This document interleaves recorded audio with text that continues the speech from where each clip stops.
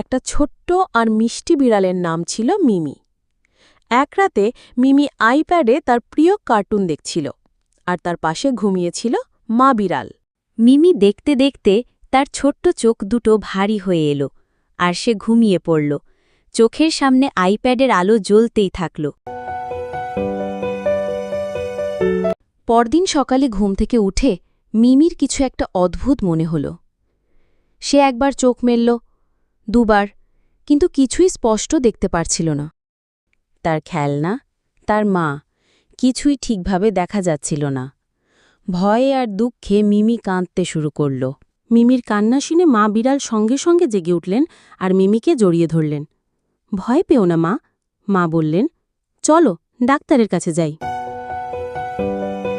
প্রাণীদের ক্লিনিকে ডাক্তার মিমির চোখ ভালো করে পরীক্ষা করলেন। কিছুক্ষণ পরে তিনি হাসি দিয়ে বললেন, মিমি, তোমার চোখে একটু সমস্যা হয়েছে, কিন্তু চিন্তার কিছু নেই। ওষুধ আর একটা সুন্দর চশমা দিলেই ঠিক হয়ে যাবে। ডাক্তার বললেন, তবে এখন আমাদের মিমির জন্য একটা চমৎকার চশমা বেছে নিতে হবে। অবশেষে তারা একটা সুন্দর গোল ফ্রেমের রঙিন চশমা বেছে নিল। মিমির মুখে একটু হাসি ফুটে উঠল। সে তার নতুন চশমা পরে দেখল, আর বাহ, সব কিছু আবার পরিষ্কার, উজ্জ্বল আর রঙিন মনে হচ্ছিল।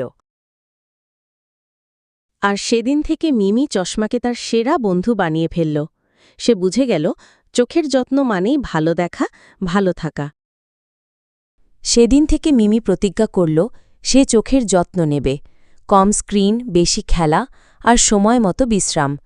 কারণ সুস্থ চোখ মানেই পৃথিবীর সৌন্দর্যকে পুরোটা দেখা।